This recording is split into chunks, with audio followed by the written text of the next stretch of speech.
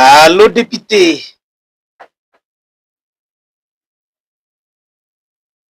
Allô, député.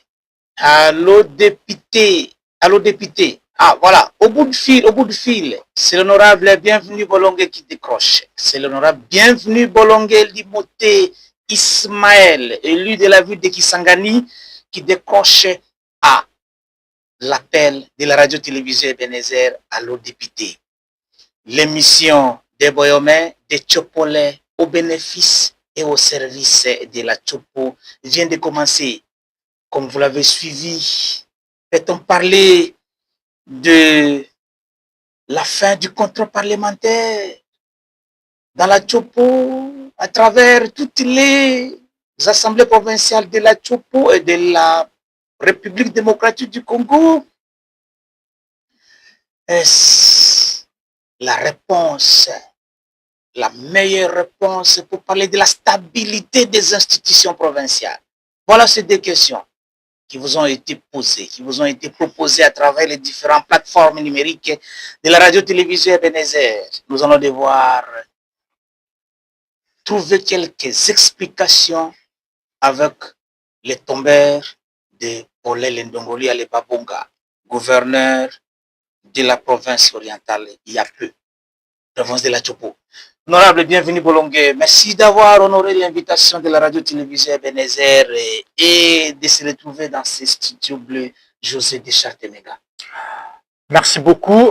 Bonjour Ernest. Bonjour à tous les auditrices et auditeurs, mais aussi les téléspectateurs et téléspectatrices. Oui, internautes bien sûr. Les internautes aussi. Merci de la radio-télévision Ebenezer.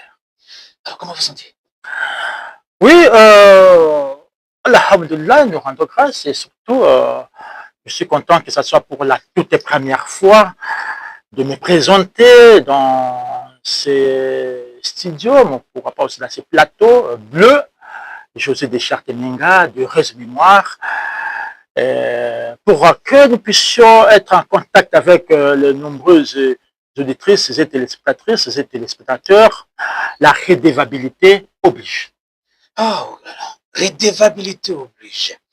Et honorable, vous savez, quand on a lancé cette annonce, il y a un confrère qui m'a dit, est-ce Atakoua Adasemakoui?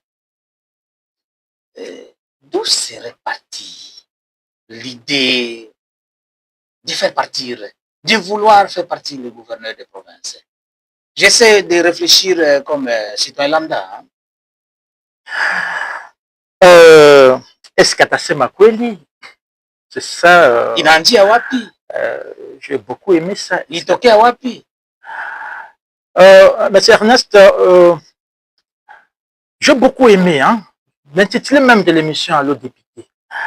Parce que, vous savez, lorsque nous sommes arrivés dans la politique active, même lorsque nous étions encore en dehors de la politique active, c'est comme par exemple hier, nous avons suivi des compétitions au niveau de la télé.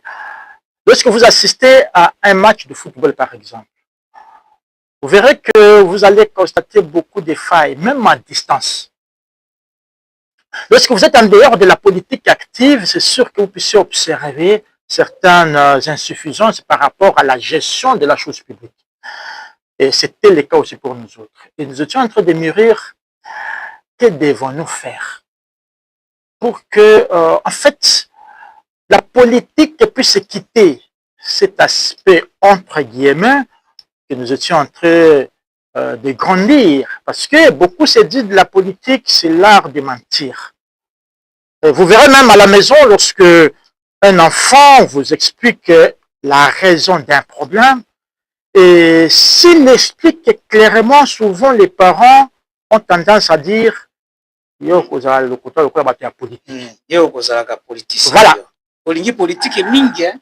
Et c'est ça l'idée que le commun des mortels s'est fait de politique. Et même aussi aujourd'hui, certains dirigeants, certains politiques, lorsqu'ils arrivent dans la politique active, ils se disent la politique c'est le mensonge, La politique, c'est du ruse. La politique, c'est les détournements. La politique, ce sont des coups bas. La politique, ce sont des tueries. Alors, nous nous sommes dit, nous venons dans la politique avec des valeurs. Des valeurs positives. C'est ce qu'en 2017 déjà, en 2017, bien avant même les élections que nous avons pris part, nous avons mis sur pied une cellule de base dynamique à Lézy-Boulongué que nous avions par après, en 2020, transformé en NACBL, la dynamique à Lézy-Boulongué, qui est enregistrée au niveau de la division de la justice égale des décisions notariées. Donc, la dynamique à Lézy-Boulongué, avec l'idéologie des valeurs positives. C'est-à-dire, nous faisons la promotion des valeurs positives pour que nous puissions atteindre le développement. C'est quoi les valeurs positives? Alors, je vais répondre à la préoccupation du départ. Hein, vous risquez de faire perdre les auditeurs et les spectateurs par rapport à... Je voudrais d'abord qu'il se situe à la personne de l'honorable Bienvenu Boulongué. Parce que vous me suivez toujours l'homme des valeurs positives. Voilà. Bien avant même que vous puissiez être honorable Bienvenu Boulongué, vous voulez le dire. Effectivement. Vous avez des valeurs. Des valeurs que je suis en train de poursuivre dans la société. C'est quoi les valeurs positives? Les valeurs positives, ce sont des valeurs morales et spirituelles. C'est l'ensemble des valeurs morales et spirituelles. Du point de vue moral, ce sont les valeurs universelles, les valeurs éthiques. Nous savons tous, lorsque nous étions en train d'étudier, on nous a donné la définition de la morale. Une science qui nous apprend à faire le bien et à éviter le mal. À distinguer. Lorsque vous associez avec l'aspect spirituel, maintenant, c'est ça les valeurs positives. Sur le plan spirituel, ce sont les valeurs liées à un ordre spirituel qui place l'homme devant ses responsabilités. Tout ce que tu auras posé comme acte, sachez que vous allez les récolter, soit négatif, soit positif. Et c'est ce qui vous a poussé à proposer la motion contre le gouverneur. C'est pour ainsi dire quoi? Même tel que nous sommes au niveau des médias, dans les valeurs positives, on ne parle pas avec la bouche telle que nous sommes en train de parler. On parle avec la tête. Qu'est-ce que je vais communiquer à la population? Ce que je vais dire à la population, est-ce que ça sera bénéfique, c'est pour l'intérêt de la population, oui ou non? Même lorsque vous écrivez à travers vos réseaux, vos médias en ligne, lorsque vous utilisez vos doigts pour écrire, on n'écrit pas avec les doigts, avec la tête. L'article que je veux écrire ici, lorsqu'on va le lire, qu'est-ce que ça va apporter de plus à la population dans la gestion de la chose publique, dans la politique? Lorsque je suis, par exemple, bourgmestre, je suis conseiller municipal, je suis député, je suis gouverneur, je suis ministre, je suis président de la République, qu'est-ce que je fais sur le plan spirituel? Voilà pourquoi je vais donner ces versets très rapidement pour qu'ils puissent rentrer. Dans Dynamique à Lézy-Boulongué, nous avons les versets Actes des Apôtres, chapitre 1, verset 1. Je vais vraiment demander à ce que nos auditeurs, nos téléspectateurs, même vous qui êtes ici, notez ces versets-là. C'est le verset qui doit nous guider et qui nous guide. Actes des Apôtres, chapitre 1, verset 1 nous dit, Théophile, dans mon premier livre, je vous ai écrit de tout ce que Jésus a commencé de faire et d'enseigner dès le commencement. Tout ce que Jésus a commencé de faire. Jésus n'a pas commencé d'enseigner, a commencé de faire. Moi, aujourd'hui, député provincial, qu'est-ce que je fais pour ma province? Moi, aujourd'hui, journaliste, qu'est-ce que je fais pour ma province? Moi, aujourd'hui, papa, qu'est-ce que je fais pour ma famille? Je suis gouverneur, qu'est-ce que je fais pour ma province? Je suis directeur d'une entreprise, qu'est-ce que je fais pour mon entreprise? Avant d'enseigner, pratiquez d'abord, faites d'abord tout ce que vous avez à votre disposition pour l'intérêt de la population avant d'enseigner. Et le prophète Mohammed sallallahu alayhi wa sallam, il nous dit ceci. S'ils ne nous suivaient pas en parole, ils doivent nous suivre par nos actes. Donc, tous ces mondes qui sont en train de nous suivre maintenant là, doivent se poser la question telle que la posée que je me pose. Qu'est-ce que je fais pour ma province, pour ma ville, pour mon entreprise? Vous qui êtes au niveau de l'Eben Désert, qu'est-ce que je fais pour que ce studio, cette chaîne de radio puisse aller de l'avant? Vous êtes étudiant, que dois-je faire pour qu'elle puisse réussir? Vous êtes enseignant, que dois-je faire pour que les étudiants puissent comprendre? Je suis député, que dois-je faire pour l'intérêt de ma province? Voilà ce qui a justifié l'action que nous venons de poser. Que devons-nous faire pour notre province? Pour que la province puisse bien évoluer, il y a une des valeurs positives que j'ai toujours fait mention, c'est la responsabilité. La responsabilité, l'appropriation d'une action, d'une activité et la capacité d'endosser les résultats positifs ou négatifs.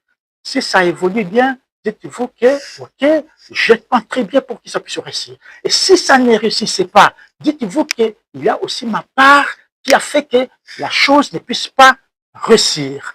Que devons-nous faire pour notre province?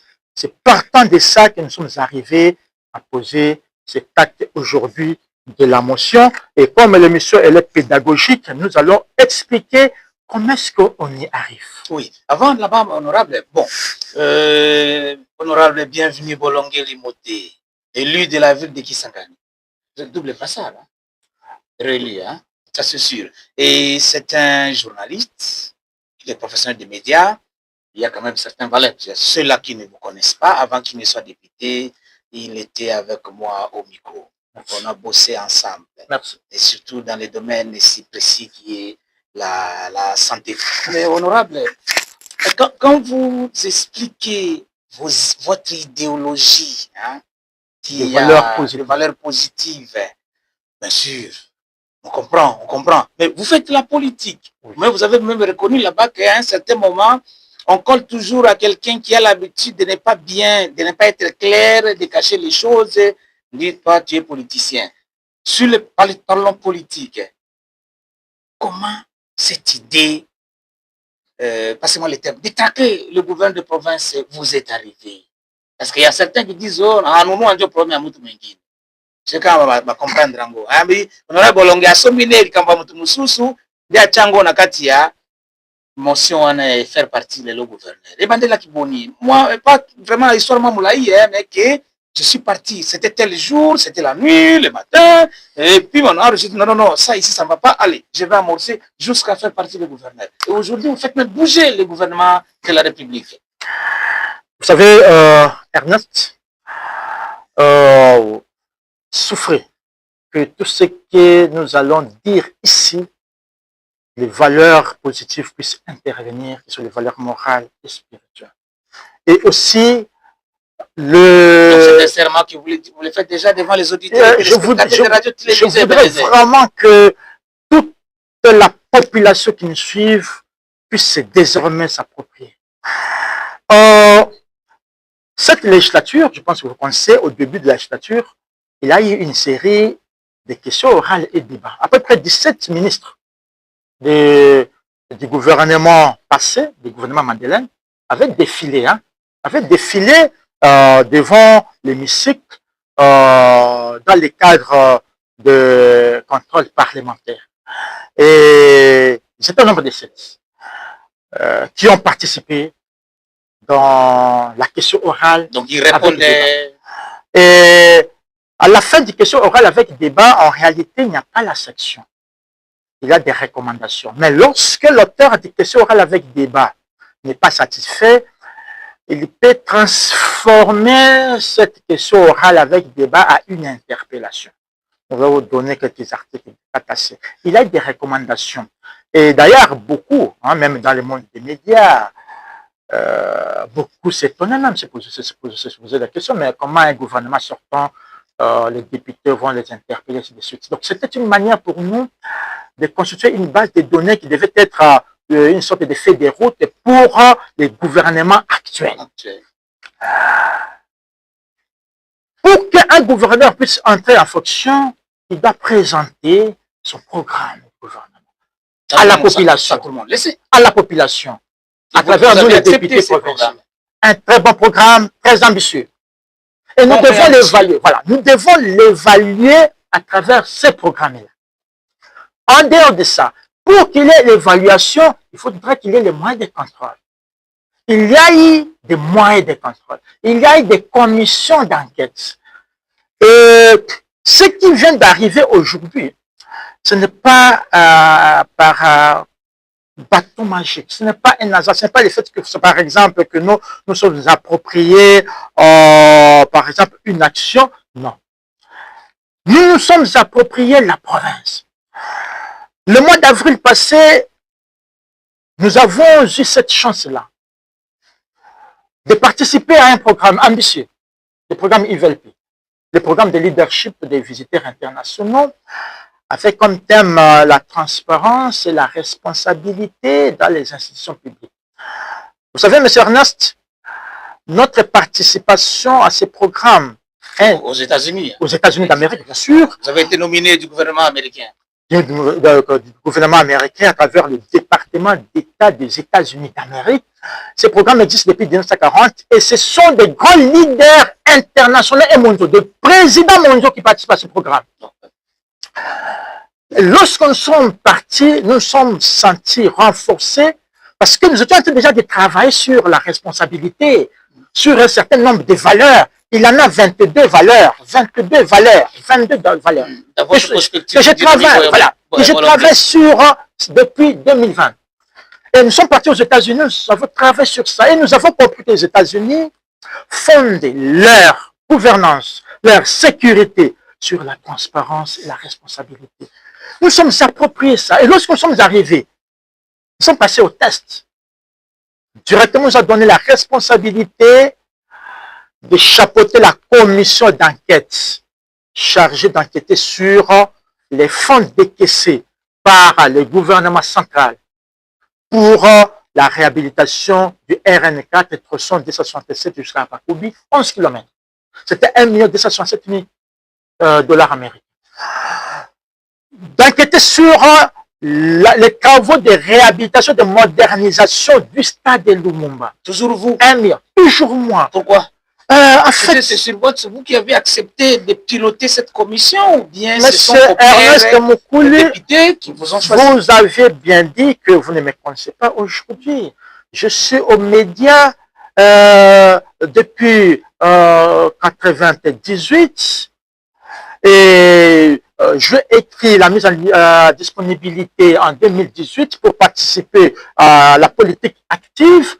Interrogez mon passé, vous allez découvrir qui est honorable et bienvenu Bolongué.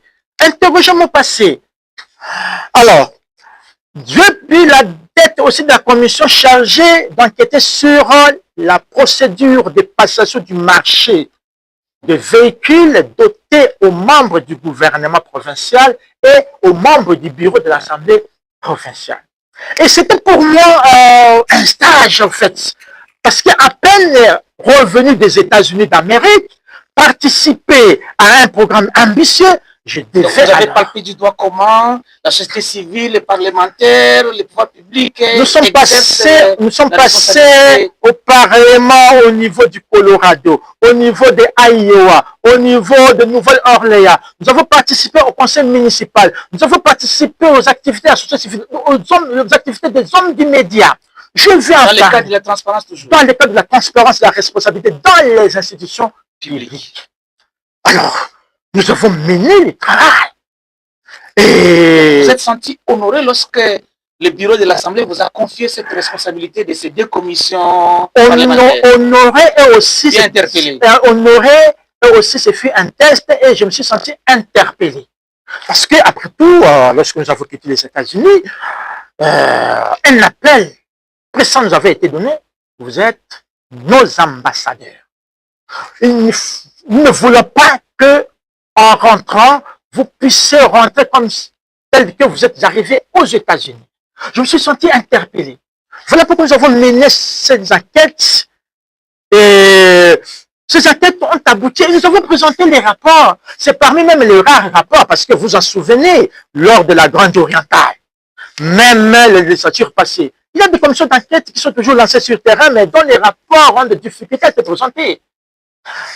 Cette législature, je pense que ça va faire le deuxième rapport. Le premier rapport des enquêtes qui ont été menées, c'était pour l'exploitation illicite des minéraux dans la province de la Chopo, précisément dans les territoires de Bafoussam. Parce qu'il y a une exploitation illicite des minéraux dans notre province. Et il y a eu des recommandations qui ont été formulées auprès de l'autorité provinciale pour que cette dernière puisse suspendre toutes ces activités. Malheureusement, il n'est pas exécuté. Malheureusement. Il y a eu des recommandations. il y a eu des commissions d'enquête.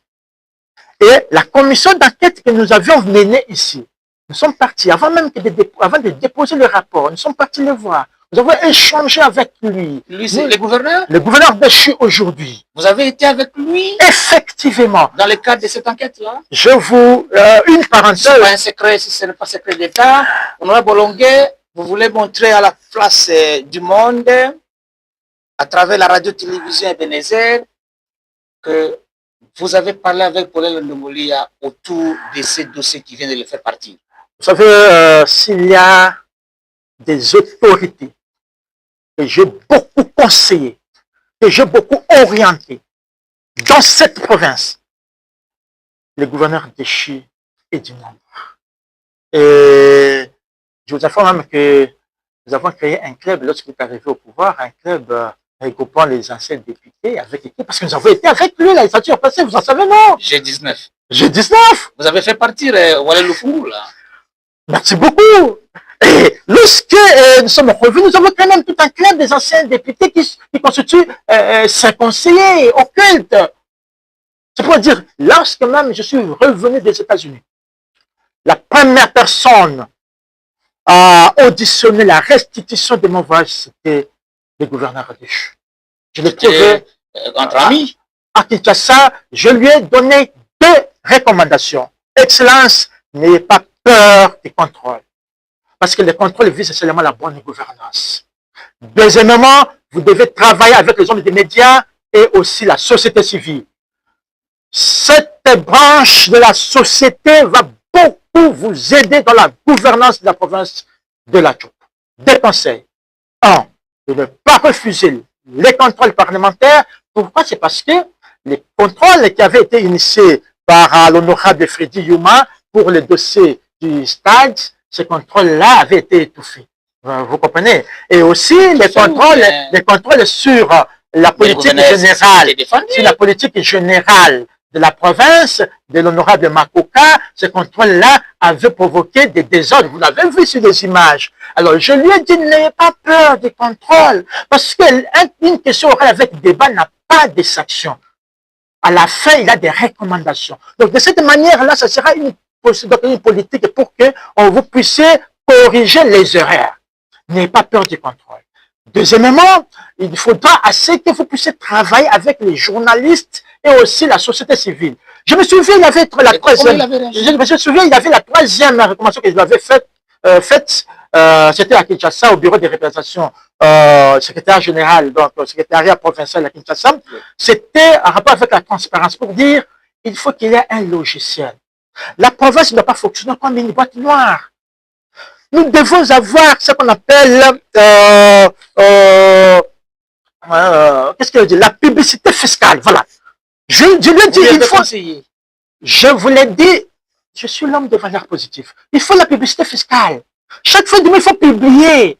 Qu'est-ce qu'on a mobilisé de la province? Ailleurs, ça ne se fait pas, honorable. C'est pas aussi demandé. Écoute, les pays qui se développent aujourd'hui, ce sont des pays qui font de la transparence les chevaux de bataille. Et aujourd'hui, s'il vous plaît, alors vous êtes directeur de cette chaîne, sachez qu'à la fin de chaque mois, il faut faire la publicité fiscale, il faut montrer que nous avons encaissé ces mois autant, voici les dépenses qui ont été engagées, et voici ce que nous avons engagé pour le paiement du personnel, pour le fonctionnement, et voici ce qui est resté dans la caisse. Dans tous les secteurs, et tous les directeurs des entreprises qui me suivent en ce moment, que ce soit les entreprises publiques, que ce soit les communes, que ce soit la mairie, c'est ça notre cheval de bataille. Et je devais commencer parce que c'est pas un péché. C'est ça la bonne gouvernance, c'est ça la transparence, c'est ça le professionnalisme dans la gestion de la chose publique. Ah voilà, c'est ce qui vous a poussé. Voilà, donc pour aller jusqu'au bout.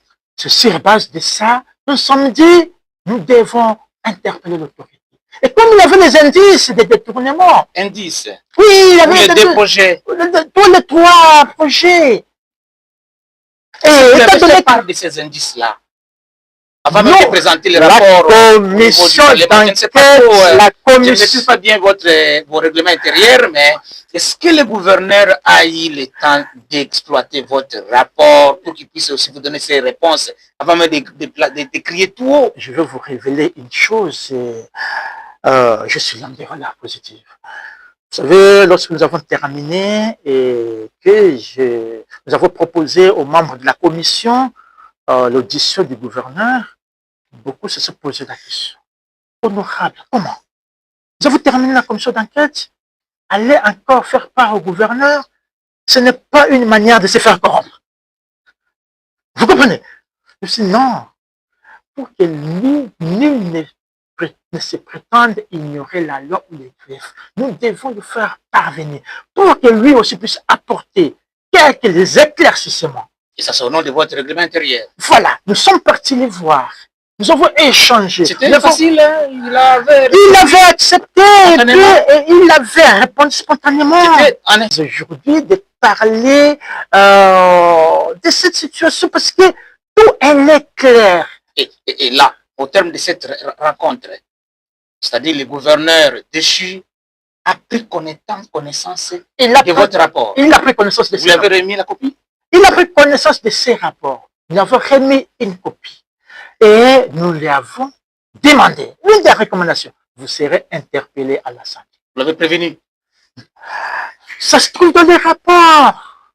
Monsieur Ernest, peut-être il ne vous a pas apporté quelques éclaircissements, peut-être. Il a apporté quelques éclaircissements qui ne vous ont pas convaincu. Voilà, parce que vous trouvez par exemple pour les travaux donc de RN4 pour 1 kilomètre des routes, où nous avons vu un montant colossal de 63 500 $ par kilomètre carré. Pour 1 kilomètre de terre bâtie, nous avons dit non. Pourquoi parler de colossal?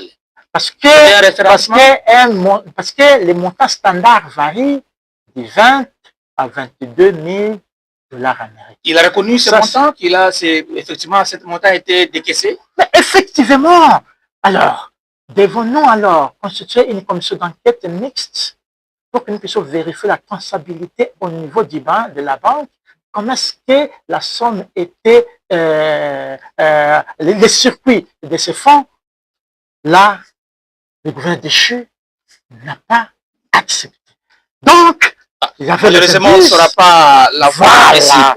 J'aurais souhaité prochainement, j'aurais souhaité dans les jours à venir des émissions de débat. Il faut normalement faire parler, hein? Il faut nous faire parler, de ça autre, pour que la population puisse découvrir réellement ce qu'on fait de ce qu'elle est en train de contribuer. C'est la population qui contribue les fonds.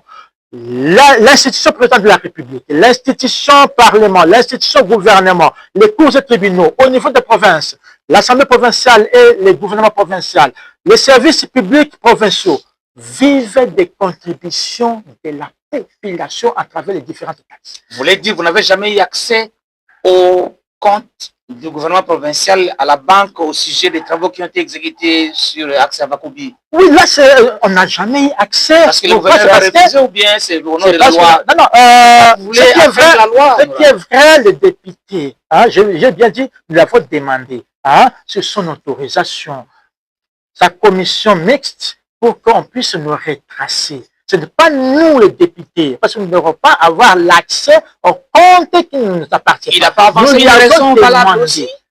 La raison, c'est que nous ne sommes pas compétents de contrôler les fonds qui nous viennent du gouvernement central. Vous n'êtes pas convaincu de ça?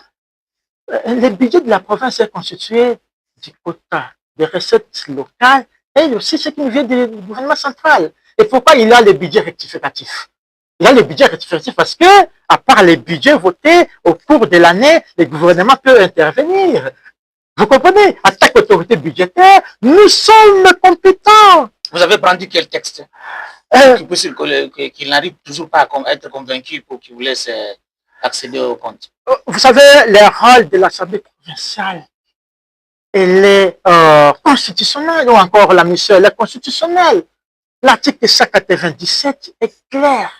Nous sommes un organe délibérant.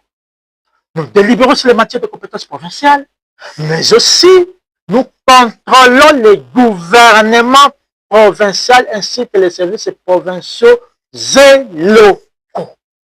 Pour tous les fonds reçus ou bien il y a une Pour tout ce qui arrive. D'ailleurs, j'ai beaucoup aimé D'ailleurs, vous avez suivi, nous y arriverons. Même le vice-premier ministre, On va les suivre bientôt. On va les suivre. D'ailleurs, il est revenu là-dessus pour dire que les gouverneurs doivent faire montre de la gestion orthodoxe, de tous les fonds, de tous les contrats.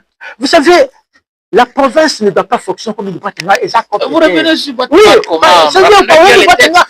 Malheureusement, le gouverneur n'est pas ici. Boîte noire et avion. Oui, bien, on est là. X ne va pas fonctionner. Province, c'est bon côté. Le contact qui doit être signé au niveau de la province doit être connu de la population, rendu public. Tous les projets. C'est ça de la transparence. La transparence, c'est quoi? La transparence, c'est la décision, la gestion, l'action qu'on veut poser doit être partagée, prise dans la concertation. Et si vous voulez, par exemple, appliquer la transparence au niveau des communes, toute une décision que le gouvernement doit prendre, toute action que le gouvernement doit prendre, les projets que le gouvernement doit signer, cette décision-là, il faudra que ça soit partagé avec les conseils municipaux et que ça puisse être publié pour que la population le sache.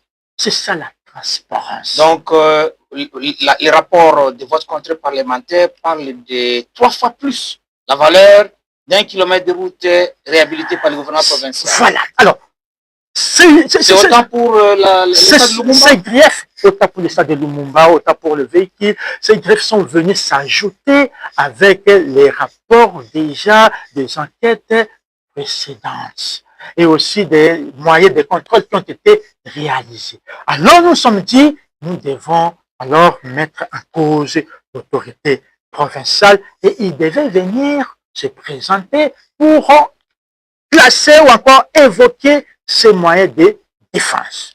Voilà. Voilà.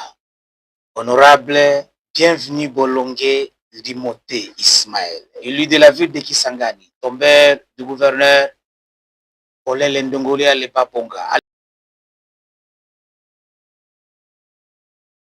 Les motions, c'est contre les membres du gouvernement, c'est-à-dire la motion de censure, c'est lorsque l'Assemblée vote une motion qui frappe tous les membres du gouvernement. Et la motion de défiance telle que nous l'avons votée ici, c'est contre un seul membre du gouvernement et pour notre cas, c'est contre le gouverneur seul. Qui traîne tous les restes. Voilà, qui traîne tous les restes, oui. Les faits frappent tous les gouvernements. Alors, quand il parle des pétitions, c'est pour les membres du bureau. Parce que je vous informe que depuis le début de cette législature, 7 présidents des assemblées provinciales sont déjà tombés par des pétitions. Et même ici à la Tchopo, je pense que le président de l'assemblée provinciale de la Tchopo a été aussi frappé par une pétition. Il a répondu et ses réponses ont convaincu les honorables députés provinciaux qui ont voté contre la pétition. Donc, le message... Et là, vous étiez les témoins de l'honorable... Vous n'avez pas voté contre... Vous n'avez pas voté pour le départ de l'honorable Mathéus Kangalondimo. J'étais dans la salle, honorable, bienvenue Bolongué. Vous soutenez le président de l'Assemblée provinciale. Les pétitions, c'est contre les membres du bureau. Et le vice-premier ministre a demandé qu'on puisse surseoir là, qu'on puisse voter les deux. Donc, une résolution. Une résolution, c'est quoi? Si nous lisons, par exemple, l'article 10 de notre règlement intérieur, l'article 10 de notre règlement intérieur nous dit ceci, la résolution, n'est-ce pas? La résolution est un acte de l'Assemblée provinciale relatif à son organisation, à son fonctionnement, à sa discipline interne et à la levée de l'immunité parlementaire. Donc, c'est un acte qui entre dans le fonctionnement interne de l'Assemblée. Voilà pourquoi le vice-premier ministre a demandé au bureau de conduire les députés à voter cette résolution, parce que ça c'est en rapport avec le fonctionnement interne. Il a raison. Vous comprenez? Fonctionnement interne. Alors, il y a une autre procédure à part celle-là? Lorsque maintenant il parle d'émotion, une motion est différente des autres moyens de contrôle. Si vous lisez l'article 39 de la loi numéro 08/012 du 31 juillet 2008, portant principes fondamentaux relatifs à la libre administration des provinces, dans l'article 39, on nous énumère les moyens de contrôle. N'est-ce pas? c'est notamment, il y a la question orale avec ou sans débat. D'ailleurs, ça, c'est le moyen d'information seulement. D'ailleurs, nous allons organiser une autre émission ici, honorable. Oui, sur les différents moyens de contrôle. nous aurions souhaité qu'il y ait beaucoup d'émissions. Mystification, Voilà. il faut qu'on démystifie. Voilà. Il faut qu'on démystifie parce que nous avons vu, quand il y avait une question orale avec débat adressée au gouverneur déchu aujourd'hui, ça a créé des tollés, beaucoup étaient agités. Une question orale avec débat n'est qu'un moyen d'information. Il y a la question orale avec ou sans débat, il y a la question écrite avec ou sans débat, il y a la question d'actualité, il y a une interpellation. D'ailleurs, une interpellation, c'est déjà une demande d'explication. Oui, oui, parce que c'est déjà la demande d'explication. Parce que lorsque vous avez la demande d'explication, à la fin, il peut y avoir une sanction si vous ne répondez pas correctement. Et il y a des enquêtes. Une enquête, c'est-à-dire on a déjà des présomptions, on a suivi. C'est comme par exemple maintenant là, je venais d'être informé qu'il y a une somme de 49 000 $ américains en provenance, donc il y a eu 22 000 qui est venu des postes de Ubundu, et l'autre est venu... la route Ubundu. Ubundu. Ça parlait de l'argent de DGRPT. De DGRPT, voilà, effectivement, et l'autre est venu de... Voilà. Alors, nous allons mettre sur pied une commission mixte d'enquête. L'argent serait volatiliser déjà, mais nous allons enquêter sur ça. Et il y aura des sanctions. Vous comprenez un peu? Alors, il y a des commissions d'enquête. Il a même... Vous revenez sur les sanctions pendant on vous demande le vice-premier ministre, ministre de l'Intérieur n'a pas demandé de surseoir les enquêtes ou les moyens de contrôle. Il n'a pas demandé ça. Il a demandé si on peut voter une résolution de surseoir l'émotion, pas les moyens de contrôle. Attends, permettez. Je veux vous lire ça. La loi sur la libre administration des provinces, l'article 39. Attends, le Chartemenga est vraiment rempli de documents. Je veux vous lire ça très rapidement. C'est très bien préparé. Hein? Je vais vous lire ça très rapidement. L'article 39 de la Constitution. Voilà.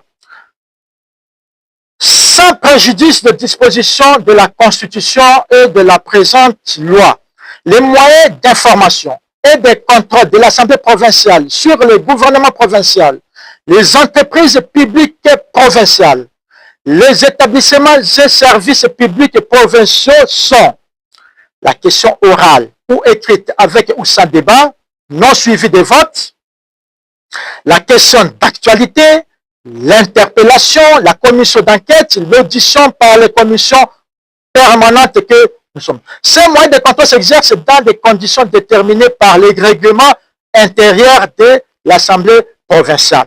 Le règlement intérieur de l'Assemblée provinciale maintenant nous dit quoi? Parce que c'est déterminé par les moyens. L'article 2 de notre règlement intérieur nous dit ceci. Sans préjudice, parce que le règlement intérieur ne doit pas contredire la Constitution. Ne doit pas contredire la loi sur la libre administration des provinces. Moins encore la loi électorale. Sans préjudice de notre prérogative qui lui sont reconnues par la Constitution, l'Assemblée provinciale a pour mission de légiférer par voie dédiée dans les domaines de compétences réservés à la province. Ça, c'est l'article 197 de la Constitution du 18 février 2006, tel que modifié par la loi numéro 11/002 du 20 janvier 2011. Et dans cet article, nous donne les prérogatives. Nous avons les prérogatives de voter le budget de la province. Nous avons la mission de contrôler les gouvernements provinciaux ainsi que les services publics provinciaux et locaux. Nous avons la mission de procéder à la cooptation des chefs coutumiers, ainsi de suite. Alors, par rapport aux moyens de contrôle, le vice-premier ministre n'a pas parlé du moyen de contrôle. Il a parlé de motion. Une motion, c'est quoi? Une motion, c'est quoi, monsieur Ernest? Je voudrais, dans l'article 10 du règlement intérieur. Et tout ça, vous répondez au vice-premier ministre? Nous sommes en train d'éclairer parce que, vous savez, lorsque le vice-premier ministre, le ministre de l'Intérieur, a placé ce message, il y a eu beaucoup d'agitation. Certains ont dit, voilà, il n'y aura plus de moyens de contrôle au niveau des assemblées. Non, le vice-premier ministre n'a pas parlé de ça. Il a parlé de surseoir d'abord l'émotion, pas les moyens de contrôle. C'est-à-dire, prendre des enquêtes. Est-ce qu'on peut parler d'émotion sans que ça soit suivi par un moyen de contrôle? Voilà. La motion est toujours précédée de moyens de contrôle. Voilà. Aujourd'hui, vous savez, lorsque le gouverneur ou un membre du gouvernement, membre de service, se compromet dans ses missions, après les moyens de contrôle, vous pensez que le vice-premier ministre, le ministre de l'Intérieur va interdire à ce qu'on puisse le mettre de côté? Non. Il a dit de surseoir d'abord l'émotion. Une émotion, c'est quoi? La motion, c'est une mise en cause. C'est lorsque l'Assemblée met en cause la responsabilité. Le gouverneur vit ça. Vous avez détourné. Vous avez mal géré. Vous n'êtes pas capable de matérialiser votre programme. Les faits sont là. Nous vous mettons en cause. Lorsque vous avez une émotion, sachez que c'est pour dire que si vous ne répondez pas correctement, on vous ôte ou encore vous êtes déchu. Vous comprenez? C'est ça la motion. Mais les moyens de contrôle, il y a des moyens, il y a des recommandations, il peut y avoir des petites sections, mais une émotion, lorsque vous ne répondez pas correctement, on vous déchoit de votre fauteuil. On dirait que vous n'avez pas donné la chance au gouverneur de lui proposer quelques recommandations. Et nous allons très rapidement passer à notre... Il y a beaucoup de recommandations sur la table de l'autorité provinciale des choses aujourd'hui. Et d'ailleurs, c'est ça, nous allons faire montre au gouverneur ad interim pour dire toutes ces recommandations doivent être mises en action pour l'intérêt de la province. Pour l'intérêt de la province. L'intérêt de la province, ça intéresse aussi les auditeurs. Honorable, bienvenue Bolongué à l'émission Allo Député ici à la radio-télévision Ebenezer. Nous allons passer d'abord au répondeur. Alors, Dorcas Anyangwe, tu gères les répondeurs de la radio-télévision Ebenezer pour cette émission ici. Allez-y. Micro. Oui, nous avons ce premier voice émanant de la commune Mangopo à l'honorable bienvenue Bolongué Limoto.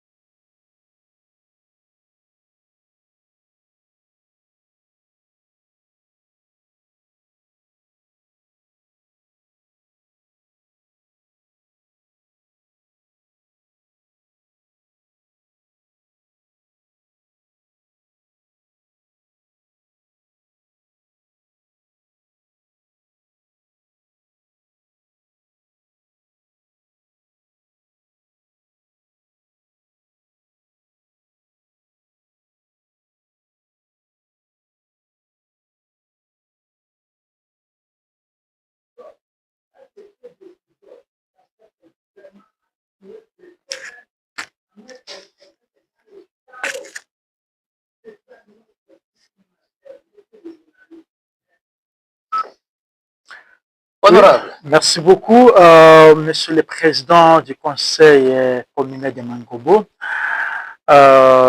J'ai compris vos inquiétudes. Je pense que j'ai commencé déjà à apporter quelques éclaircissements là-dessus. Si vous lisez l'article... Il dit, le VPM veut tuer les provinces. Ce sont ses propres propos. Le VPM... Il vous a reçu quelque part quand il parle de la surfacturation. Vous l'avez soulevé ici tantôt. Effectivement, il a compris que il y a les détournements, il y a la mégestion. Il a compris cela, il a les capacités à matérialiser le programme. Mais alors, je voulais intervenir par rapport à ces inquiétudes. Oui. Voilà pourquoi je dis, j'avais dit tantôt que le message du VPL ne m'a pas vraiment surpris parce que j'ai eu le temps de comprendre. Monsieur le président du conseil communal de la jeunesse, le VPM n'a pas interdit. Parce que les moyens de contrôle sont constitutionnels. Le VPM ne peut pas abroger une action constitutionnelle et légale, non. Il n'a pas pris une décision suspendant même pas la motion, non. Il n'a pas même pris la décision, non. Moins encore les moyens de contrôle. Je venais de vous énumérer ici les moyens de contrôle. La motion, c'est l'acte par lequel l'Assemblée, c'est l'article 10. Vous pouvez même lire ça dans l'article 91 hein, de la Constitution, dans l'alinéa 5, mais aussi 148, 146 et 147 de la Constitution. Donc, Monsieur le Président du Conseil, prenez la Constitution, lisez l'article 91, alinéa 5, lisez l'article 138, 146, 147. Et notre règlement intérieur, dans l'article 10, il précise, la motion, c'est l'acte par lequel l'Assemblée provinciale met en cause.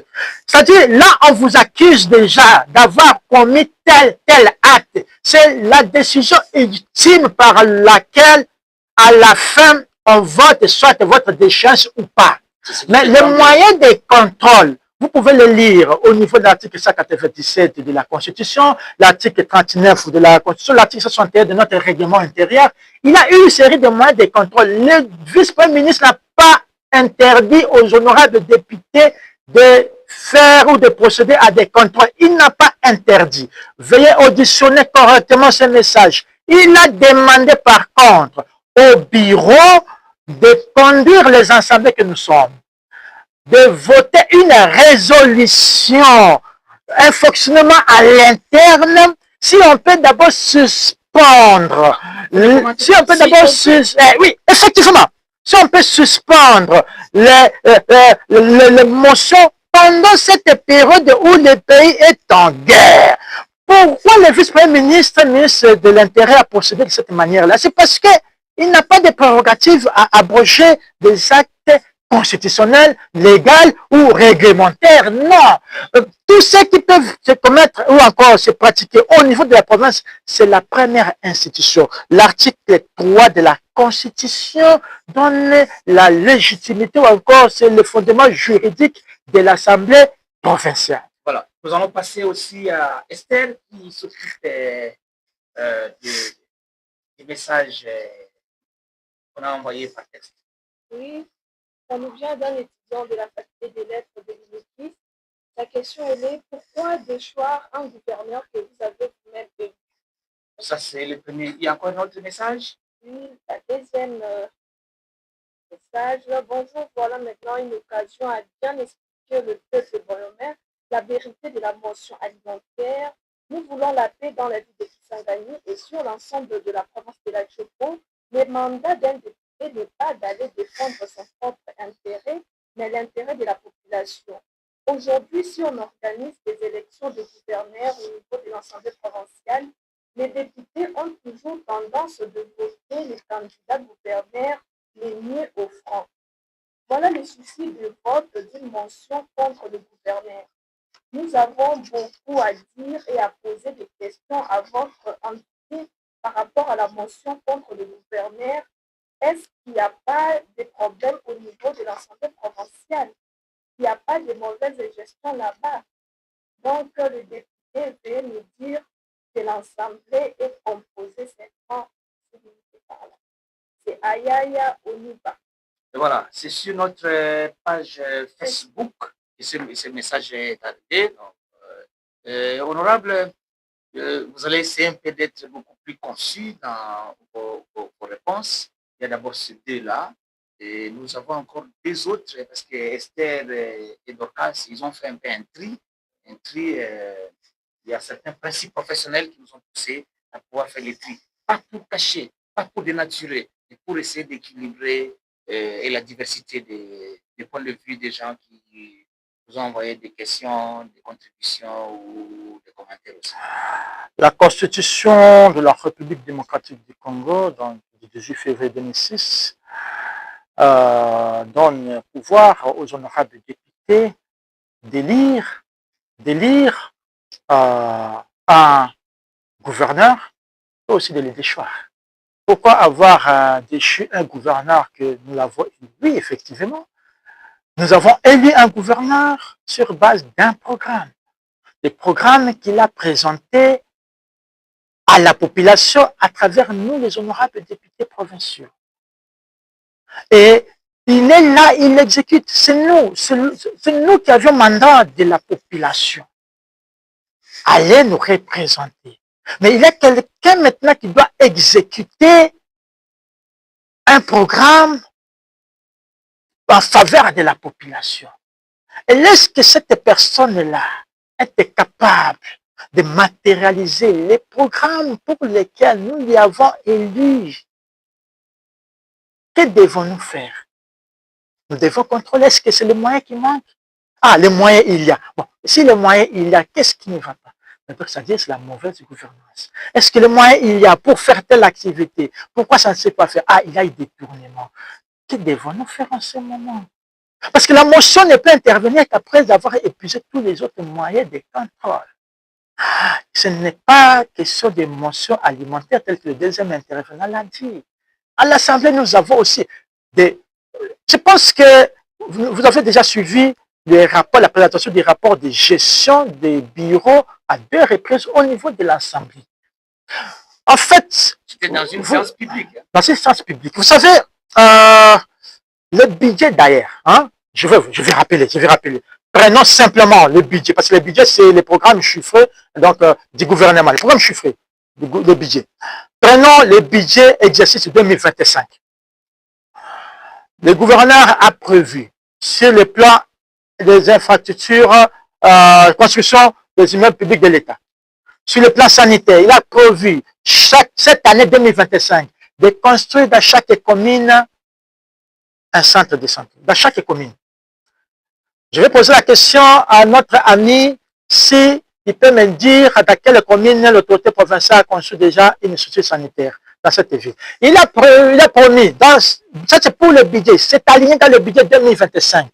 Parce que le budget ne doit être tiré que du rapport, parce qu'il a un programme général et là on prend maintenant les projets. Et les projets là on les présente sous forme de budget annuel. Hein, le budget qui est annuel, hein, équilibré, unification budgétaire, ainsi de suite. Dans chaque territoire, c'était prévu de construire un centre de santé, une école, de réhabiliter aussi un centre de santé, une école, dans chaque territoire et dans chaque ville. C'était prévu dans le budget 2025. D'ailleurs, vous vous souvenez, nous étions à la fourchette, j'avais pris la parole. L'autorité déchue aujourd'hui avait prévu, aligné, de construire 10 barrages photovoltaïques dans chaque territoire, dans le budget 2025. Une quinzaine de micro-barrages hydroélectriques. S'il vous plaît, il ne faut pas appeler, s'il vous plaît. Juste envoyer un message ou bien un vocal, ça peut passer, même si...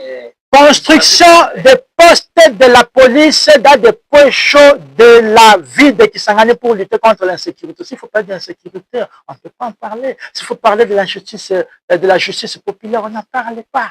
Mais ça, ce sont des projections, n'est-ce pas? Non, ce n'est pas des projections. Voilà. Si la réalisation pose problème, on évalue maintenant comment? On évalue d'abord par la mobilisation des ressources. Parce que le budget, c'est une loi. Lorsque vous n'exécutez pas, c'est une infraction. Le budget, c'est une loi. C'est l'édit budgétaire. C'est la loi de finances. Des fois aussi, c'est comme si, de votre côté, vous, les députés, vous ne parvenez pas ou bien vous refusez de comprendre, d'accepter qu'il y a aussi des contraintes entre prévision et exécution. Voilà, prévision et exécution. Vous savez, l'exécution du budget 2024, c'était à combien? C'était 12%. Ça, c'est 2024. Et 2025, nous allons l'évaluer tous ensemble. Et peut-être dans d'autres provinces, il y aurait moins de 12%. Donc, nous sommes dans la province de la Tchoupou. Nous sommes dans la province de la Tchoupou. Parce que notre ami étudiant a parlé. Vous savez que dans le budget ici, dans le programme, il est prévu d'accorder des bourses d'études à nos élèves qui obtiennent les examens d'État 2 ans déjà. Vous avez quelque chose? Mais ça peut intervenir à la 3e année. Ah, ça peut intervenir à la 3e année. Merci beaucoup. En dehors de ça, s'ajoute maintenant la gestion des fonds et aussi la détournement. Et j'insiste ici pour dire la motion ne peut intervenir que lorsqu'on épuise tous les autres moyens de contrôle. Notre ami doit comprendre que nous sommes là et ce que nous avons fait ici. Lisez les rapports des vacances parlementaires, M. Ernest. C'est toujours anti-public. Nous sommes ouverts, hein? Radio Ebenezer, je peux vous couper, excusez-moi la parole. Voilà pourquoi j'ai beaucoup aimé lorsque j'ai reçu l'invitation à l'autre député. Normalement, vous devez nous faire parler. Il a un principe budgétaire, la publicité budgétaire. Ce que l'autorité prévoit comme budget annuel. Il faut faire la publicité, il faut faire parvenir ça à la population. La population doit savoir que pour nous ici, dans notre territoire, cette année, l'autorité a prévu ça. Pour que cette population puisse évaluer est-ce que ça s'exécute, oui ou non. Mais de votre part aussi, vous, les députés, peuvent faire aussi la publicité budgétaire, non? C'est ça, effectivement, je suis en train de dire ici. Je suis en train de dire, c'est ça qui a été planifié. C'est le spectateur de l'Ebenezer qui vous viendrait de temps en temps faire la publicité budgétaire parce que les autres ne le font pas. Malheureusement, c'est l'exécutif d'abord à travers le ministre du budget, le ministre de la communication, qui doit le faire pour que la population sache, voici ce qui est prévu. Pour nous, dans la vie de Kisangani, c'est prévu ça. Dans le secteur de la sécurité, dans le secteur de l'éducation, dans l'agriculture, dans la santé, voici ce qui est prévu. Dans le secteur de la commerce, voilà, dans la commission de l'unité. Et en dehors de ça, il faut la publicité fiscale. Vous comprenez la publicité fiscale? À la fin de chaque mois, il faut publier les bulletins. Nous l'avons vu à l'état de Iowa. Chaque fin du mois, les gouvernements placent, que ce soit au niveau en ligne, que ce soit au niveau de l'Internet, que ce soit les médias locaux, tout ce qu'on est en train de mobiliser comme recettes sont connus, rendus publics. Et de cette manière-là, la population va s'approprier pour dire, est-ce que c'est vrai? Voilà.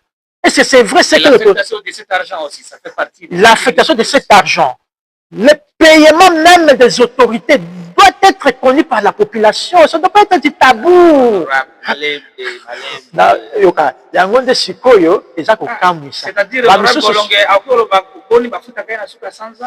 mais dans le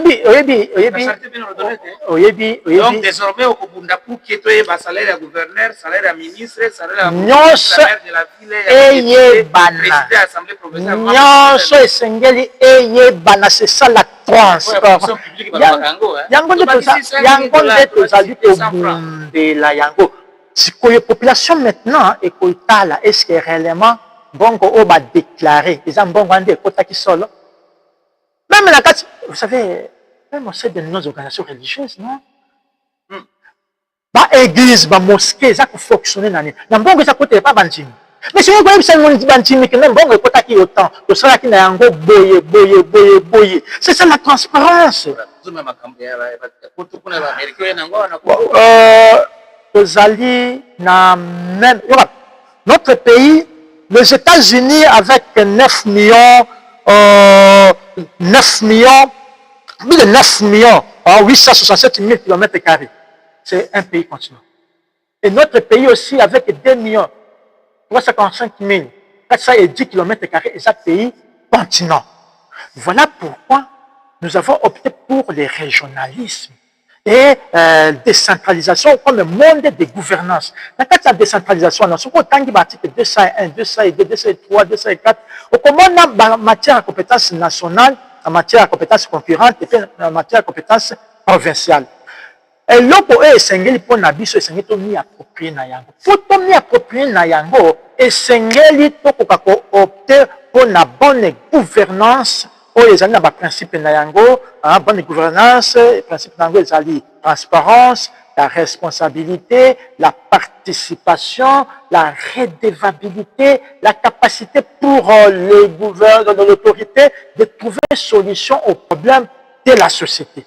Donc, yango, de esengeli to bundele yango. Ce qui te saleli yango, la population va s'approprier ba action, ya ba autorité. Ce qui te saleli yango, okomona ke frustration et cause na kati ba institution te soki tosaleli yango okomona ke baspéculation ekozala te. Pourquoi il y a des spéculations? Pourquoi il y a des frustrations? C'est lorsqu'on cherche à cacher sa manière de gérer. Oza kasi koboya mpona nini ezali mbongo na yo te, ezali ya population autorité souveraine esengeli ayeba yango. Soki kasi nga député nayebi te, bongo population oyo oyeba ndenge nini? Oyeba ndenge nini? Population, question mosusu toleki na répondre lisusu. Allez, Dr. Anyango. Nous nous rendons à Kinshasa maintenant, un Bolomé qui a dit maintenant la capitale, très attaché honorable à ce qui se passe dans sa ville natale. Raison profonde. C'est pour protéger les institutions ou bien appétit politique? Vous savez,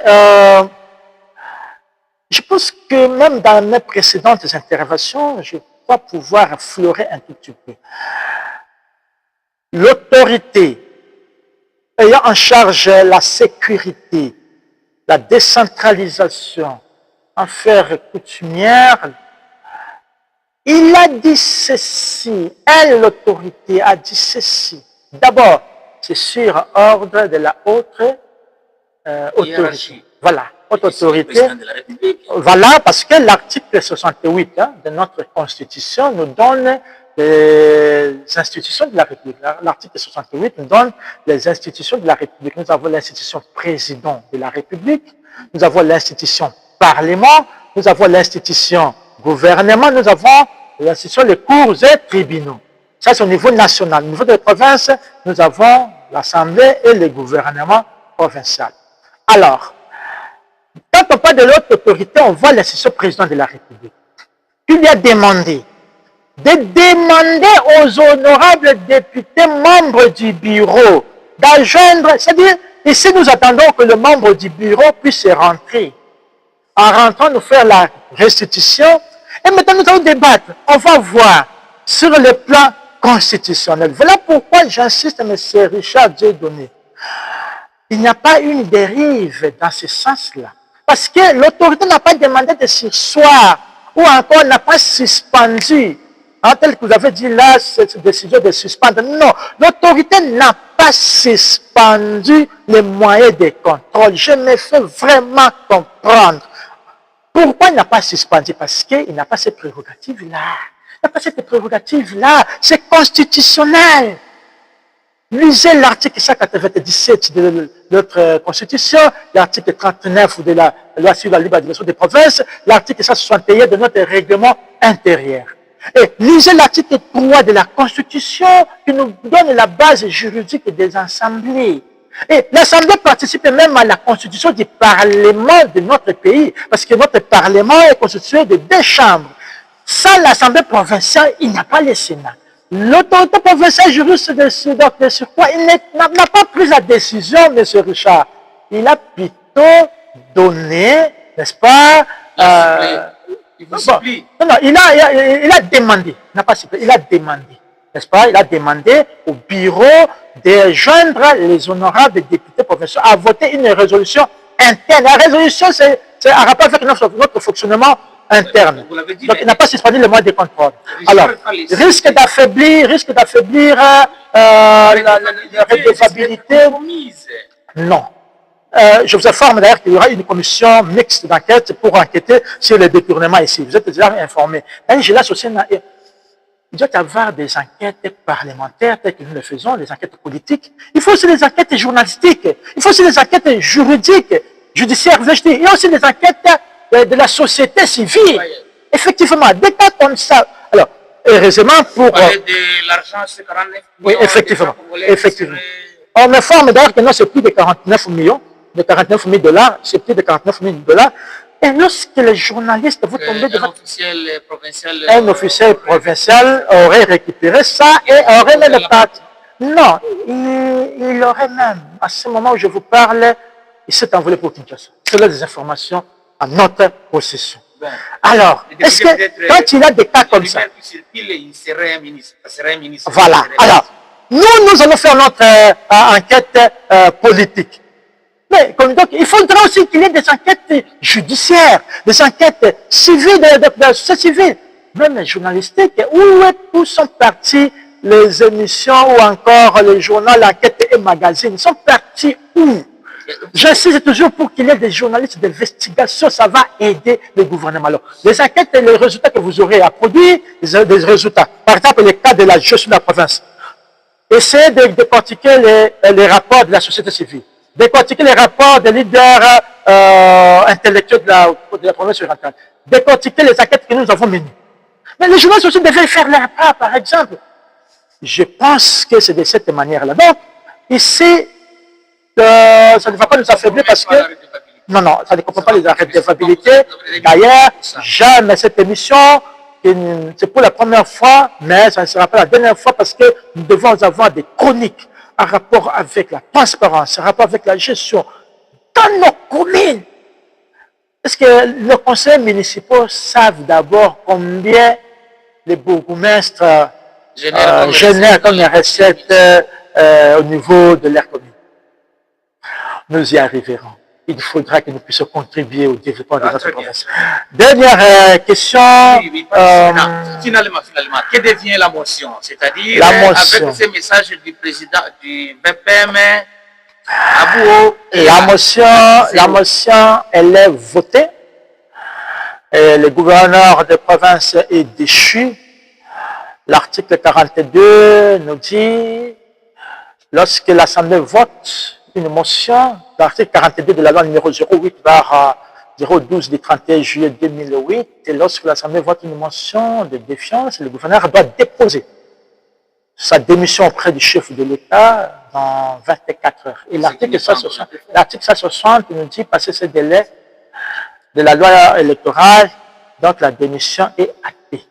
Donc la démission est déjà actée. Voilà pourquoi le vice-premier ministre de l'Intérieur a déjà envoyé un télégramme pour demander, pour confirmer ce que dit la loi au vice-gouverneur d'assumer l'intérim des droits. L'autorité déchue a introduit qu'est-ce que dire là, un recours au niveau de la Cour, la justice au niveau de la Cour constitutionnelle. Nous attendons la Cour constitutionnelle de se prononcer là-dessus. Et je pense que la Cour a des juges indépendants, très rodés, et elle ne fera que dire réellement les droits parce que 18 députés, le gouverneur déchu a perdu la légitimité. D'ici là, nous sommes dans la session budgétaire. Le budget doit être voté, et là par la majorité. L'autorité ne peut pas diriger par défi, non. Et la majorité de la population que nous avons suivi l'écrit, parce que nous avons suivi seulement l'écrit de la population, nous les honorables députés provinciaux. Alors, voilà. Alors, Esther, il y a encore, on sera obligé de ne pas tout lire, hein, de ne pas tout lire et essayer de, peut-être un ou deux messages là. Oui, c'est un message que nous vient de Gilbert. Une certaine opinion soutient que vous n'aviez pas respecté les étapes. Il fallait commencer par les autres moyens de contrôle avant la motion. Mais que dire de la question orale avec débat qui avait avorté avant les vacances parlementaires? Il revient un peu sur ce que vous avez déjà dit. Oui, parce que nous avons déjà dit. Vous comprenez, la question orale avec... Vous n'avez pas vraiment donné de la chance au gouverneur de mieux se défendre par rapport au grief. Notre ami a bien précisé, il nous a rejoint pour dire que dire de la question orale avec le débat. Je pense qu'il a compris qu'avant que nous n'arrivions à des motions, il y a eu des moyens de contrôle qui ont précédé. Il y a des moyens de contrôle qui ont précédé la mise en cause de l'autorité. Pourquoi il y a eu des désordres? Je pense que vous avez vu vous-même, hein, qui ont occasionné, qui sont ceux-là qui ont occasionné ces désordres-là. Et derrière ces désordres-là, il y avait l'autorité provinciale déchue aujourd'hui. Et nous l'avons dit avant même. Parce que vous savez que je suis appelé coach d'abord en valeur positive, mais aussi parce que nous prenons le temps d'orienter les autorités. Avant, quand il y avait des agitations, Agitation pour la pétition contre le président de l'Assemblée, mais bien avant. quand il y a eu la question orale avec débat, oui, quand il y a eu la question orale avec débat, au lieu que l'autorité vienne pour répondre, il s'est mis plutôt à fomenter ou encaisser ou enregistrer des pétitions pour faire partie du président. Et moi, je suis parti les voir. Et moi, je suis parti les voir pour dire, n'ayez pas peur de la question orale avec débat, parce qu'il y aura des recommandations pour vous aider à corriger, parce qu'il y a beaucoup d'effets qui vous sont reprochés. Et c'est par là où, honorable, je vous prends au mot. Hein. Oui. Il y a quelque chose qui se passe dans la boîte noire là. Si vous ne pouvez pas reconnaître cette boîte noire. Comment est-ce que, juste le lendemain, je crois bien, de pétitions ratées, n'est-ce pas, contre le président de l'Assemblée, et vous surgissez pour déposer la motion de défiance contre le gouverneur. Quelle coïncidence! Il y a eu une équipe qui était en train de travailler sur la gestion des membres du bureau de l'Assemblée provinciale. Et il y avait une équipe Quelle était la nécessité que vous puissiez déposer cette motion de défiance contre le gouverneur juste le lendemain de vote raté contre le président de l'Assemblée? Je ne saurais pas répondre à ça parce que les moyens de contrôle ont débuté depuis le début de cette législature jusqu'à ce jour. Mais dis-moi, là pour déposer la motion? Mais dis-moi en rapport avec les pétitions, en rapport avec la motion. Et les pétitions, ça ne date pas d'aujourd'hui. Vous en savez que les pétitions datent depuis la session passée. Oui, mais ne parlez pas de motion. La pétition date depuis la session passée. Oui, mais répondez à ma question. Moi, j'ai dit, est-ce la motion était prévue dans votre calendrier d'être déposée à cette date-là, ou bien il y a d'autres raisons que vous ne voulez pas passer, malgré que vous êtes champion coach de la transparence, vous ne voulez pas passer communiquer aux auditeurs? Qu'est-ce qui vous a poussé à déposer cette motion contre le colonel de Golia à cette date-là, le lendemain de... Je vous informe que notre rapport était déposé au niveau du bureau de l'Assemblée provinciale depuis le 24 avril. Oui, notre rapport de la commission. Okay. Et qui n'attendait que pour cette date-là pour déposer contre le gouverneur? S'il vous plaît, je parle du 24 juillet. 24 juillet. Depuis le 24 juillet, notre rapport était bien déposé au niveau du bureau de l'Assemblée. Pourquoi s'entraîner? En fait, après cela, nous devions aller en vacances parlementaires. Oui, c'est ça. Alors, c'était inscrit dans l'ordre du jour. C'était inscrit dans l'ordre du jour.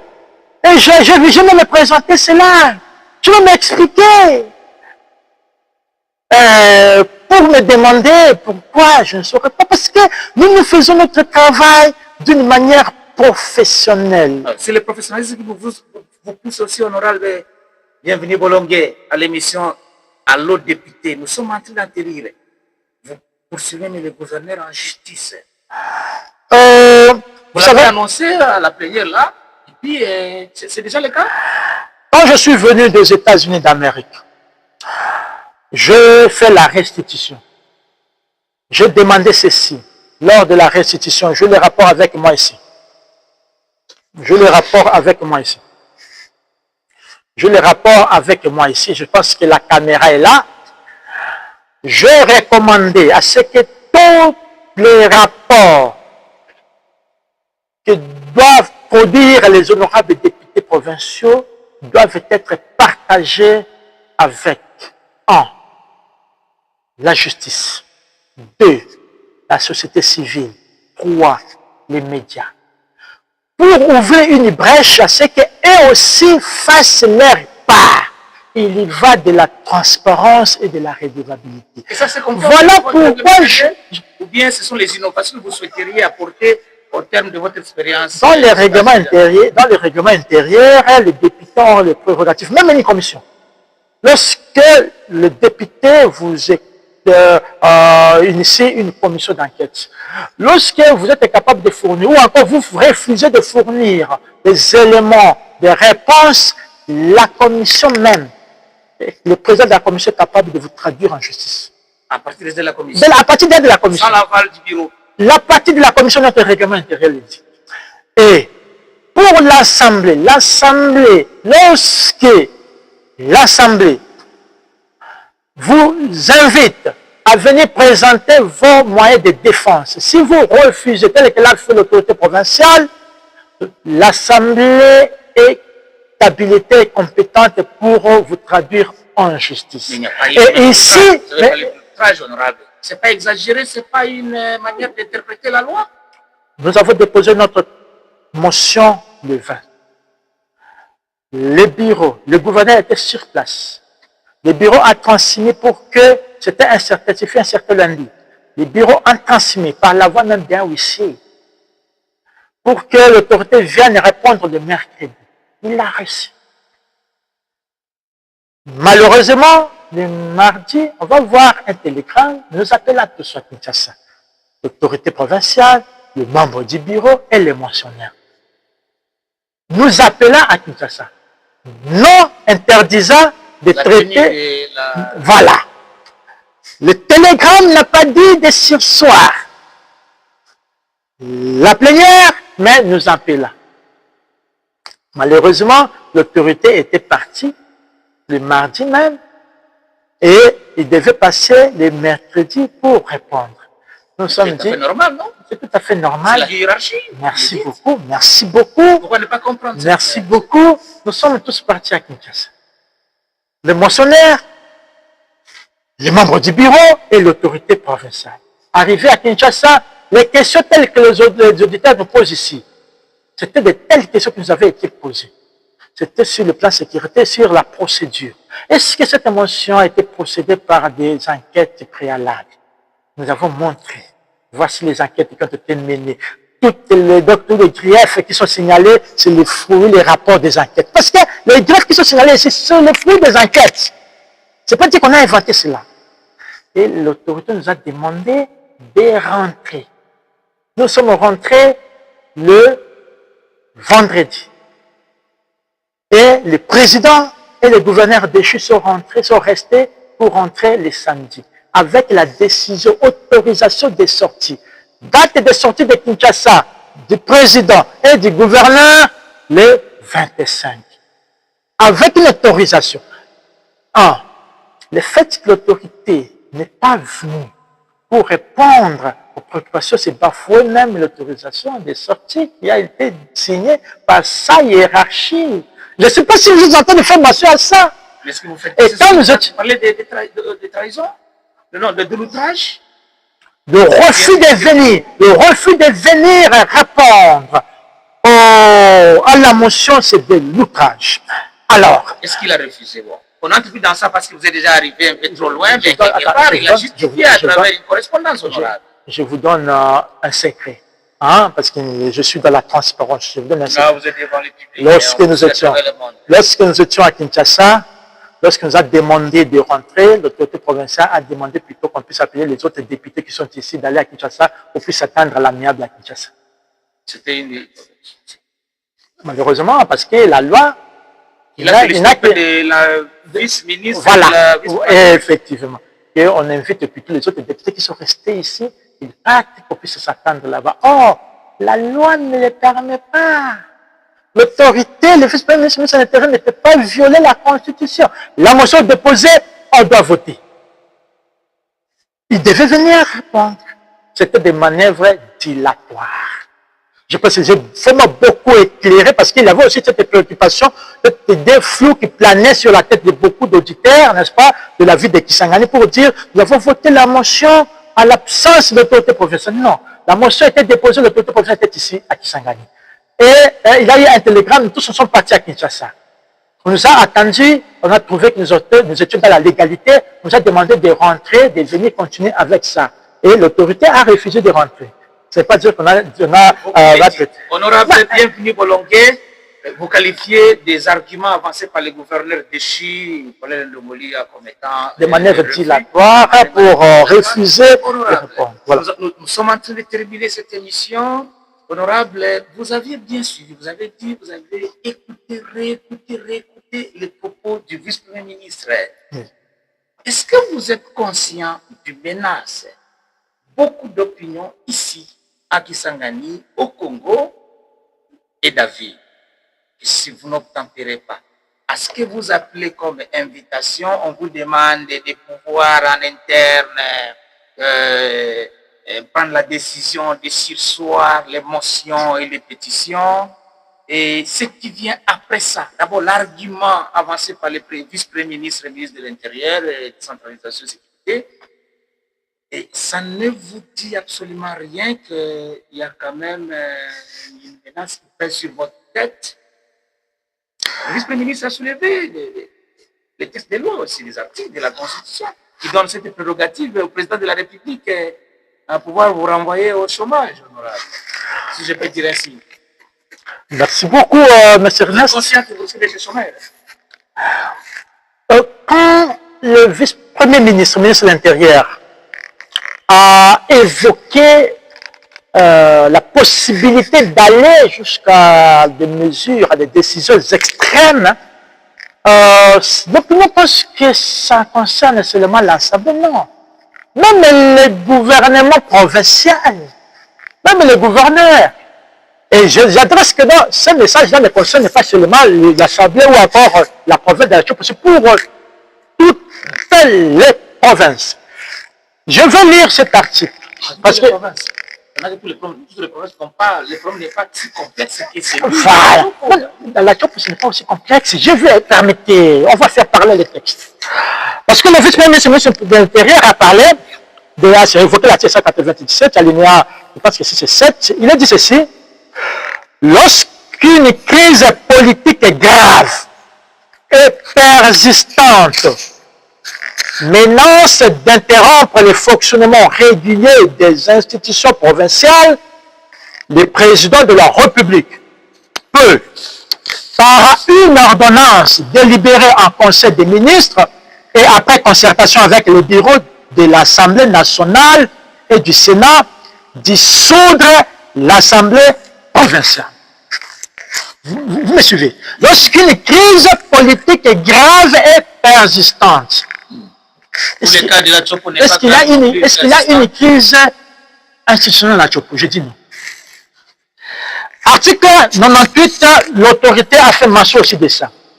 Lorsqu'une crise politique grave et persistante menace d'interrompre le fonctionnement régulier des institutions provinciales, le président de la République peut, par une ordonnance délibérée en Conseil des ministres et après consultation avec les bureaux de l'Assemblée nationale et du Sénat, relever de ses fonctions les gouverneurs d'une province. Donc, le ministre, quand il a fait mention de ces deux articles, bon, c'est une figure de style, il n'a pas menacé. Mais quand il a dit l'autorité peut aller jusqu'à des mesures extrêmes, extrêmes, le président peut aller. Mais ça ne concerne pas seulement l'Assemblée, même les gouverneurs. L'article 97 concerne l'Assemblée et le gouvernement. Quand est-ce qu'il y a alors crise politique grave ou persistante? Quand est-ce qu'il a cette crise? Selon votre compréhension? Non, je vais faire parler les textes. Allez. La loi numéro 08/012, du 31 juillet 2008, portant principes fondamentaux relatifs à la libre administration des provinces. Article 19. L'Assemblée provinciale est dissoute du plein droit en temps de crise institutionnelle persistante. Évoqué à l'article 97, alinéa 7. C'est quoi la crise persistante? C'est quoi la crise persistante? Suivez-moi ce que dit la loi. Il est crise institutionnelle persistante lorsque pendant 6 mois successifs, l'Assemblée provinciale n'arrive pas à dégager une majorité. Est-ce que c'est le cas à la Tchoupo? Non. La majorité à la Tchoupo, c'est le groupe parlementaire AFDT, constitué des élus ici de l'AFDC. L'AFDC a 8 députés provinciaux. Et de AREP a 5 députés provinciaux, la majorité. Est-ce que c'est le cas? Il y a crise institutionnelle persistante à la Tchoupo par rapport à ce point? Non. Deuxième point par rapport à cet article. Il y a crise institutionnelle persistante lorsque l'Assemblée ne peut pas se réunir pendant une session faute de quorum. Est-ce que depuis que nous avons commencé cette session, est-ce que nous avons des difficultés à nous réunir parce que le quorum n'est pas atteint? Non. Est-ce qu'il y a une crise institutionnelle persistante selon l'article 197 et l'article 19? Non. Troisième point. Il y a crise institutionnelle persistante lorsqu'au cours de 2 sessions d'une même année, le gouvernement provincial est renversé à 2 reprises au cours de 2 sessions d'une même année. Par exemple, tel que nous avons déchu le gouverneur des provinces, la Cour constitutionnelle le réhabilite, parce que lorsque la Cour dit la loi, en tout cas, c'est imposable à tous. Nous nous inclinons. Supposons qu'il revient et en arrivant, il a une autre motion. Là, c'est une crise persistante. Est-ce que c'est le cas ici chez nous à la Tchoup? Non. Est-ce qu'il y a une crise institutionnelle lorsque les députés font régulièrement, légalement, leur devoir du contrôle du gouvernement provincial, des services provinciaux et locaux? C'est ça la crise? Lorsque les députés votent une motion, c'est ça la crise? Regarde ce qui s'est passé au niveau national. D'ici là, il y aura élection au niveau de la tête de l'Assemblée provinciale. Est-ce que c'est ça la crise? Ce n'est pas la crise. On peut parler de la crise de confiance. Ce n'est pas institutionnel. C'est-à-dire, là, la crise de confiance des honorables députés nationaux envers leur ancien président. Par exemple, ici, il y avait une crise de confiance de certains députés contre le président de l'Assemblée provinciale. Il y a une crise de confiance de l'Assemblée majoritaire contre le gouverneur déchu parce qu'il est incapable de matérialiser ce programme du gouvernement, parce qu'il y a le détournement, parce qu'il a la mégestion. Voilà. Il n'y a pas une crise institutionnelle dans la province de la Chopo. D'ailleurs, la loi le dit. En réalité, le vice-premier ministre de l'Intérieur, étant donné qu'il a déjà signé un télégramme pour rejoindre le vice-gouverneur de faire l'intérim, il doit rejoindre la commission électorale indépendante pour organiser les élections dans un délai légal. C'est ça, il n'y a pas de crise institutionnelle dans la province de la Chopo. Alors, imaginons, dernière question, grave, imaginons que donc, ça peut arriver, le président revient ici et vous refusez de prendre de cette disposition, la résolution de suspendre les motions. Et vous attendez à quoi? Oui, ils vont revenir, il va exposer et nous allons étudier. Nous allons étudier. Vous savez, le vice-premier ministre de l'Intérieur a eu même des rencontres avec le présidium de l'Union sacrée, parce que nous tous nous sommes de l'Union sacrée. Il a même la rencontre avec les autorités morales des partis politiques, toujours dans le cadre de la stabilité des institutions au niveau de la province. Et là, il met de côté les députés, caucus des députés de la province de la Chopo. Ici, c'est parce que ici, l'Assemblée, la configuration, c'est par rapport au poids politique. Le poids politique est ici des partis politiques ou des regroupements politiques. En échangeant avec eux, c'était dans le sens d'adjoindre les députés qui nous sommes ici au niveau de la province, dans ce sens-là. Et dans cette logique-là, je peux même dire qu'on donne raison à la population et aussi à nous les députés. Parce que Bolel Ndongolia n'a pas la majorité parlementaire ni politique. Hein? Mais donc, vous l'avez élu.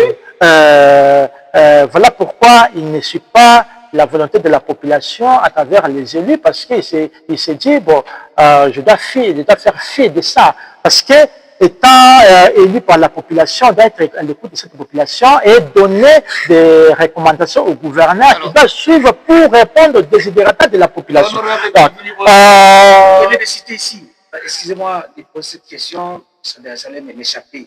Si le vice-premier ministre de l'Intérieur prend l'option d'échanger avec les responsables des partis politiques, des regroupements, machin, n'est-ce pas parce que ce sont toujours ces mêmes, parce que vous, votre regroupement politique a une autorité morale là-bas. le gouverneur de province avec son parti politique, son autorité morale est là-bas.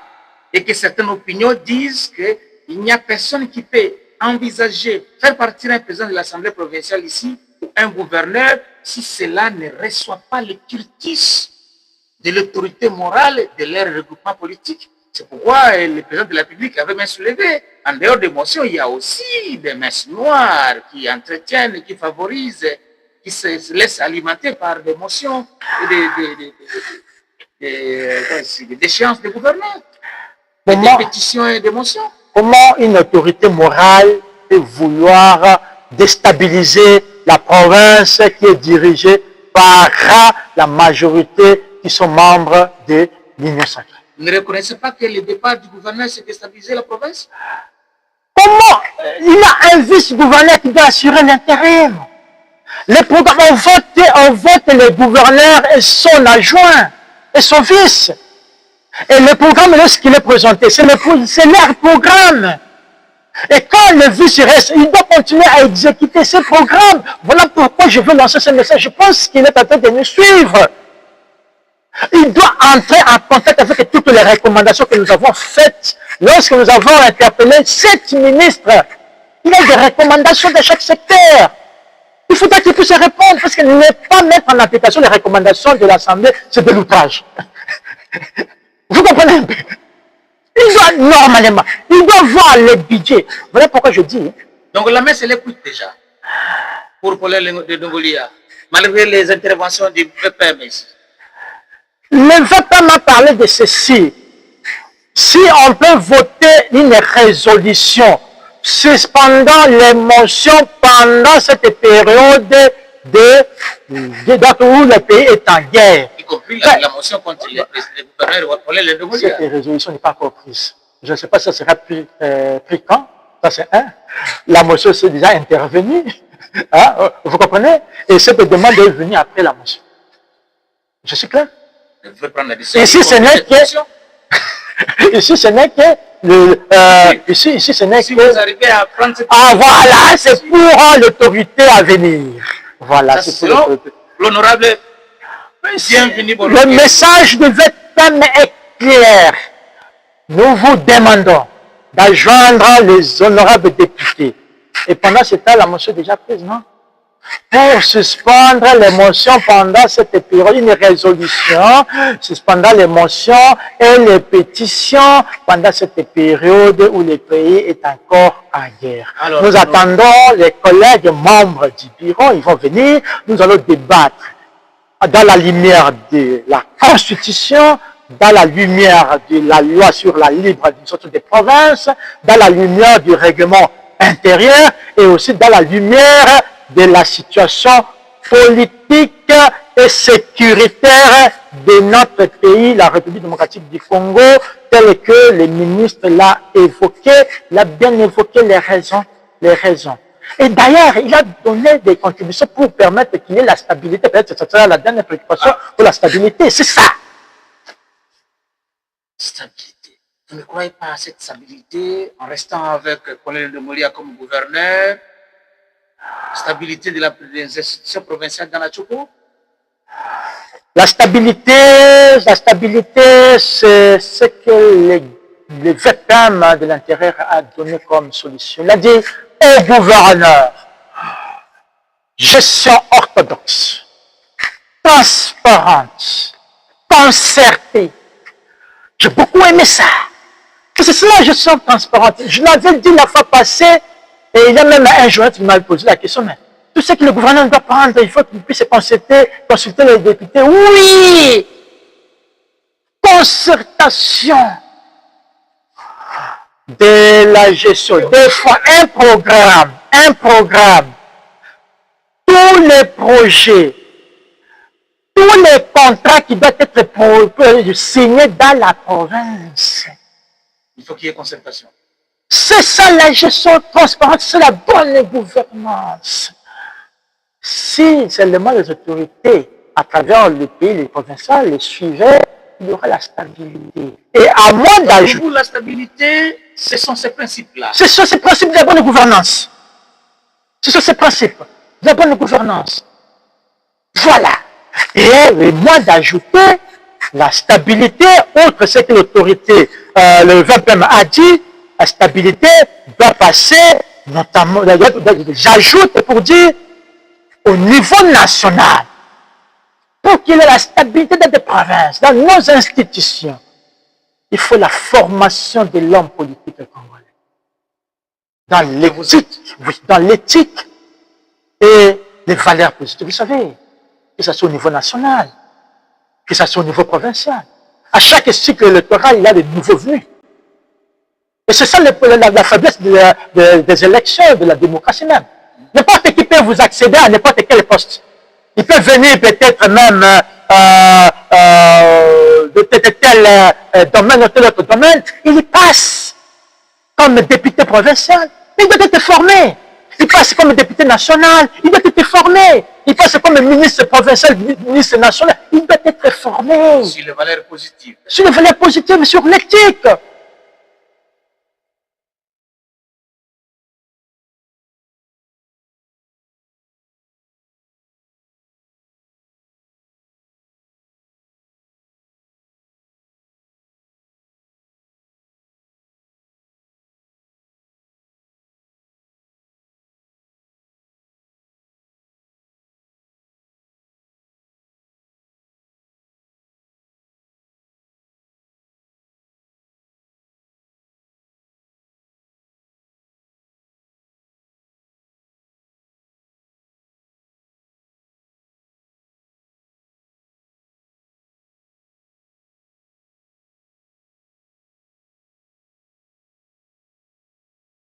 Très important. Pour qu'il y ait la stabilité, il faut lutter contre la corruption, contre les détournements, contre l'enrichissement illicite. C'est toujours la chanson de tous les jours, ce que vous dites là, honorable. Voilà pourquoi je dis... Qu'est-ce qu'il y a du nouveau maintenant? Du nouveau, c'est l'âme. Du nouveau, c'est l'âme. Je l'ai toujours dit, moi, honorable Bolongué, je n'ai jamais... Chaque dimanche, les gens remplissent les églises. Je n'ai jamais voté un programme. Je vote la personne. Dans la personne. Parce que si on vous les disait aujourd'hui, vous allez prendre des experts, vont vous rédiger un très beau programme, vous venez exposer un programme. Mais la personne, de quoi est-il